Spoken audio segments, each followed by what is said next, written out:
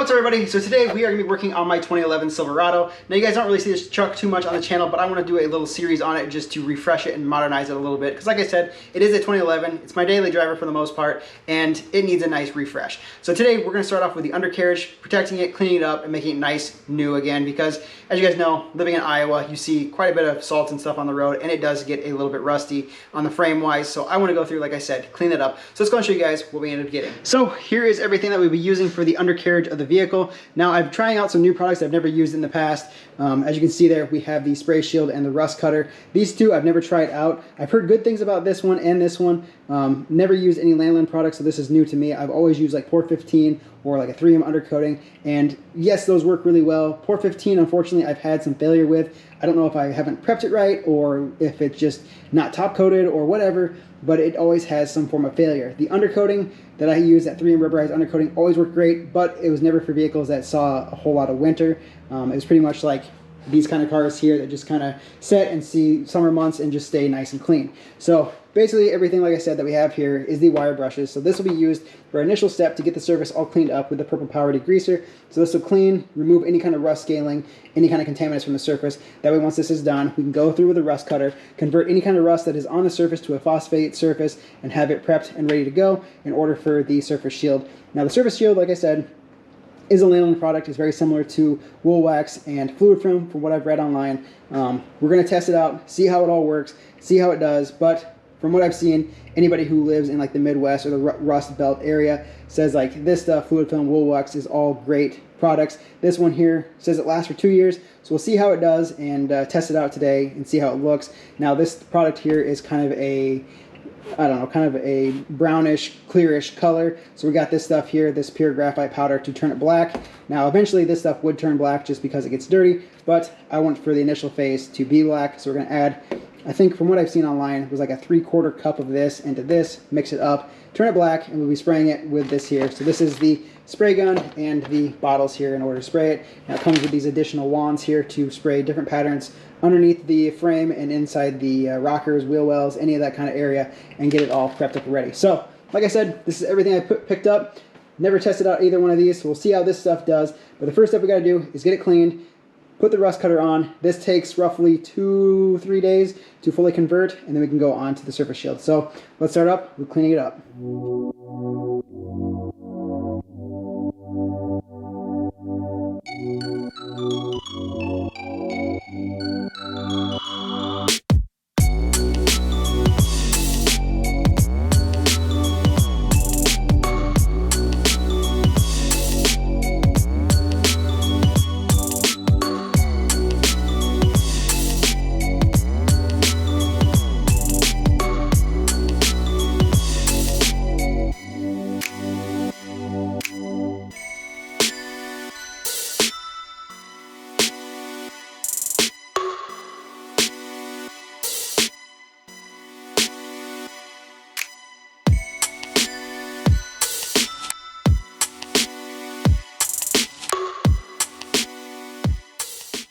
The first step of the undercoating process has been completed now. We got it degreased, we got it pressure washed and cleaned, and we did a little bit of wire brushing. Really, there wasn't a whole lot of surface scaling of any kind. It was mostly just kind of the waxy coating from the factory flaking off, which that really isn't too big of an issue. And the rust that is on there is mostly just surface rust, which the rust cutter should be able to take care of. So we're gonna let the vehicle dry off for a little bit, then we'll come back with a rust cutter, spray it down, let that soak. I think it takes like 20 minutes. You gotta keep it wet, and then once it's gotten to that 20-minute mark, we can just let it set and cure for the next 2 to 3 days, and then once that's done, we'll come back and we'll end up spraying on our surface shield. So we'll get to the rust cutter next.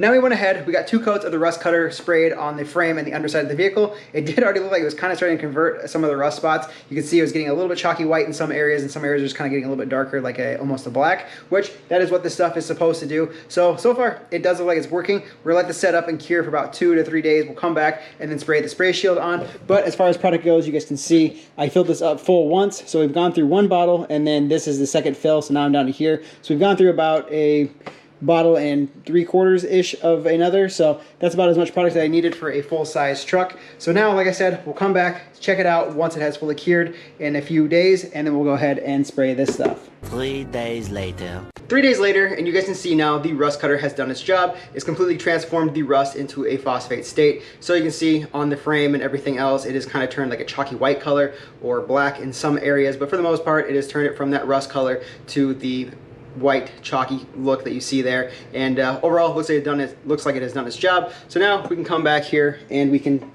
mix up our surface shield. So I have this graphite powder, like I mentioned at the beginning of the video. We're going to mix roughly 3/4 cup into this to turn it black. Now, like I said, you don't have to do that. You can just spray this as is, and over time it'll turn black. But for the initial spray, I want to go ahead and make it black to begin with. So I'll show you guys that here in a second, but we'll need to mix it up with this here. I picked that up quite a while ago. Seems to do a pretty good job. Use it on like Plasti Dip and stuff like that, and works for good spraying, but we'll use that. I've also got, like I said, the gun here and the mixing bottles here, but I also have this, so it'll be a pressure regulator as well as a water separator, just to have a little bit better of an outcome, and we can set the pressure to what I want it to be at the gun rather than the compressor and just having it run non-stop. So as you see, this is everything laid out here. So let's go ahead, mix it up, load the jugs, and get ready to spray. So there you guys can see what the surface shield looks like. Like I said, it's kind of a creamy brown color, and seems to be rather thin. So I take this, just kind of dip it in there, let you guys see like the consistency of it. It's pretty runny, but from what I've seen, it looks like it does thicken up quite a bit just once it gets dried on the surface and stuff, and it stays pretty much this liquid state. Not quite this liquid, but it stays pretty liquidy on the vehicle to prevent any kind of rust or corrosion. So now, like I said, we'll mix in our graphite powder.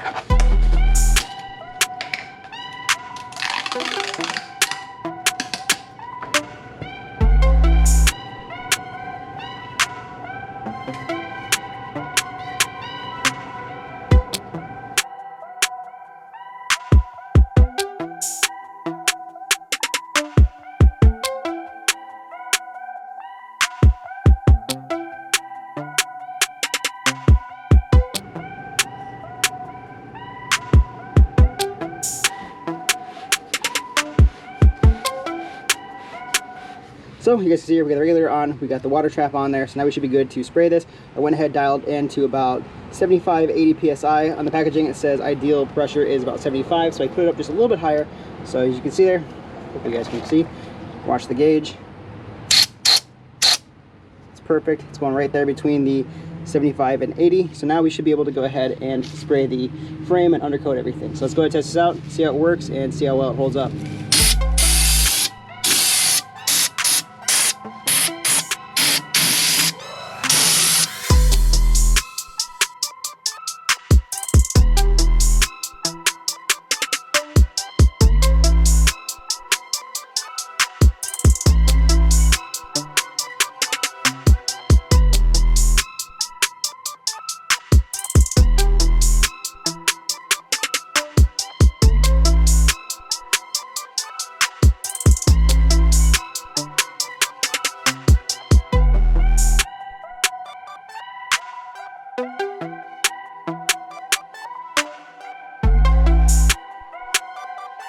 As you guys just saw, we got everything all sprayed and good now, so that is our under frame sections. Now we're going to go ahead and swap out the tip here for the nozzles that came with that kit. It's these big long wands here, so we can get into smaller crevices and more areas. So this one here has a little bit wider of a spray pattern. It can get into like frame rails, rocker panels, that kind of stuff. This one appears just to be a extension to what this one is. And I guess I didn't mention to you guys either, but you can adjust this knob here to have a wider spray pattern and then just tighten that down. So it'll give you a wider spray pattern, or you can tighten it down to have a smaller spray pattern. I went with just like kind of the middle of the road, just had a nice round pattern to hit the frame rails and everything. So now, like I said, we'll swap this out for one of the wands, and then we'll go ahead and finish it off.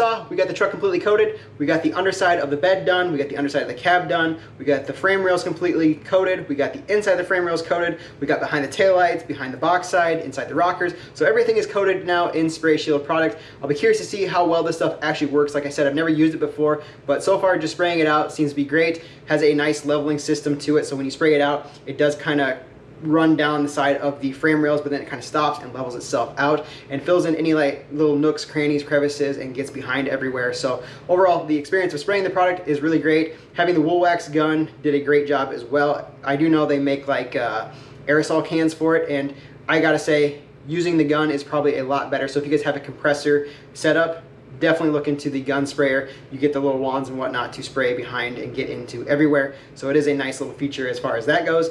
Like I said, I'll be curious to see how long and how well this holds up. According to the gallon that we bought, it says it's good for about 2 years time. Now I'll probably come back in a year's time, check it out, see how it looks. But so far, I'm pretty impressed with it. Now, if you guys are looking to get any of this stuff for yourself, I'll be sure to link it down in the description below so you can try it out and try it out on your own vehicle. As far as product goes, I bought the 1 gallon of Spray Shield and I used a little over 3/4 of the gallon, and that's a full-size truck. So if you guys are going to be doing this, make sure you get the full gallon because you do go through a lot of product. So with that being said, I think we'll go ahead and end up the video here. So if you guys like this video, make sure to big thumbs up. Here coming up in the next few videos, we'll probably be focusing on the exterior of the vehicle. As you guys saw, it's pretty faded and the paint's not looking in the best condition. So I'm going to try to bring it back to life. We may need to find a place to take the truck, or whether or not I get some kind of car cover or whatever it may be to work outside to fully buff, polish, and wax it or ceramic coat it and bring it back to life, because doing it out in the direct sunlight isn't going to be the best. So stay tuned for that, and don't forget to subscribe so you guys don't miss out, and I'll see you guys in the next one.